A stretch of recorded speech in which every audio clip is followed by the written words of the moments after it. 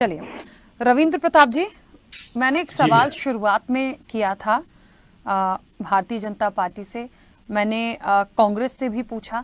मुझे आज एक बात समझ नहीं आ रही। देखिए, मुद्दे हैं, आते रहते हैं, बयान हैं, आते रहते हैं। जब तक ये इलेक्शन नहीं होगा ये तो चीजें आती ही रहेंगी। हमारा फर्ज भी होता है कि हम मुद्दों को लेके एक ऐसी विषय पर बात करें जो वाकई में कहीं ना कहीं सार्थक होके निकले। अब आती है बात मुस्लिम लीग की, तुष्टीकरण की। पुराने इतिहास में चले जाएं, किसने क्या किया सब कुछ पता है। इस राजनीति को शुरू से अभी तक उठा के देखें तो सबने अपने अपने हित के लिए जहां जिसको जिसके साथ की जरूरत पड़ी उसने किया है।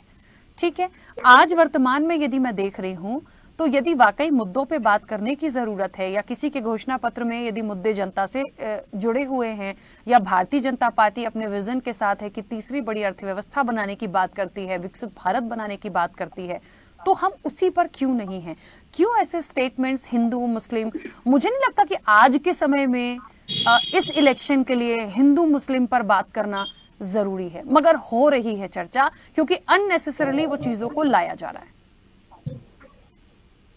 सर्वप्रथम तो आपको और आपके चैनल को साहसिक पत्रकारिता करने के लिए बहुत बहुत शुभेच्छा।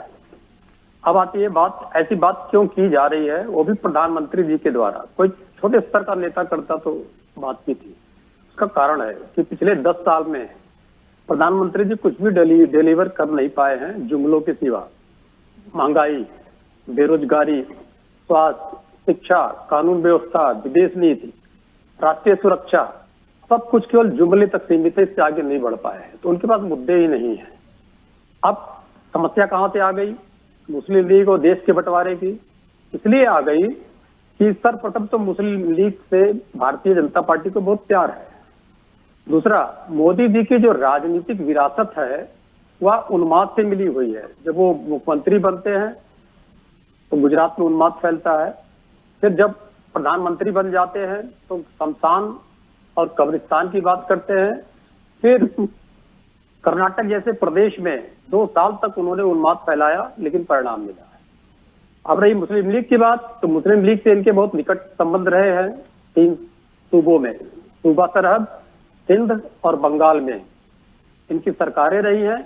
बंगाल की सरकार में श्यामा प्रसाद मुखर्जी जी भी शामिल थे और जो उस समय प्रधानमंत्री, आज के हिसाब से मुख्यमंत्री फजलुल हक, वो पाकिस्तान का संस्थापक था और पाकिस्तान जब बटा तो वहां का गृह मंत्री बना। तो बहुत निकट संबंध है इनके पाकिस्तान से और वहां के, क्योंकि जब आडवाणी जी भी जाते हैं पाकिस्तान तो जिन्ना जी की मजार पे जाते हैं। तो ऐसी बातें इसलिए उठाएंगे क्योंकि जो जन कल्याणकारी मुद्दे हैं उस पर कुछ भी बोलने के लिए इनके पास में नहीं है। अगर थोड़ा सा फिगर में ही चले जाएं तो कुछ भी नहीं मिलता है। गरीबी में हम 65वें नंबर के देश हो गए। जीडीपी 179 देशों में हमारी 120 नंबर की जीडीपी और बताते हैं 5वें नंबर के हम अर्थव्यवस्था हो गई है। जब 5वें नंबर की अर्थव्यवस्था पे इतना बुरा हाल है कि हमारा जीडीपी 120वां है और एक व्यक्ति की आय 14,666 रुपए है, तो तीसरे नंबर पे करेंगे तो और क्या बुरा हाल होगा। तो आगे आ जाइए। जब ये कहते हैं कि हम सबका साथ सबका विकास करते हैं तो पूरे विश्व में हमको सांप्रदायिक स्थितियों पे वॉच लिस्ट में रखा गया है। अगर सांप्रदायिक इस 10 साल में अगर सांप्रदायिक नहीं रहे होते तो हमको वॉच लिस्ट में नहीं रखा जाता। फिर अगर इनका देखें तो हम सबसे बड़े विश्व के कर्जदार देश हो गए हैं। पिछले वित्तीय वर्ष में 624 अरब डॉलर का कर्ज था हमारे ऊपर में। आयात निर्यात का घाटा 264 अरब रुपए था। मतलब 10 साल में कुछ भी नहीं बनाया इन्होंने। और उसमें भी एक देश का, जो मोदी जी का प्रिय देश है, उससे 100 अरब डॉलर का था, चाइना का। तो मतलब अगर चाइना आज हमको सप्लाई करना बंद कर दे तो हमारे वहां जो इन्फ्लेशन रेट है वो जस्ट डबल हो जाएगा। मतलब कोई ना कोई टाई अप है चाइना से।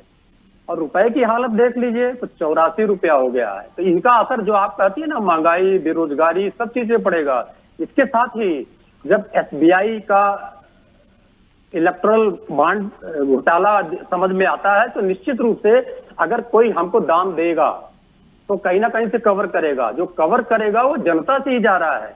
इन मुद्दों पे वो नहीं बोल सकते हैं। तो उनके पास वही मुद्दे हैं जिससे गुजरात के मुख्यमंत्री बने, उसी पे मुख्यमंत्री लगातार बनते रहे, फिर भारत के प्रधानमंत्री बन गए। तो गुजरात के दंगों से लेकर भारत के प्रधानमंत्री तक केवल उन्माद पे। शमशान पे, कब्रिस्तान पे, फिर अपनी जाति बता के उत्तर प्रदेश के मुख्यमंत्री की जाति बता के।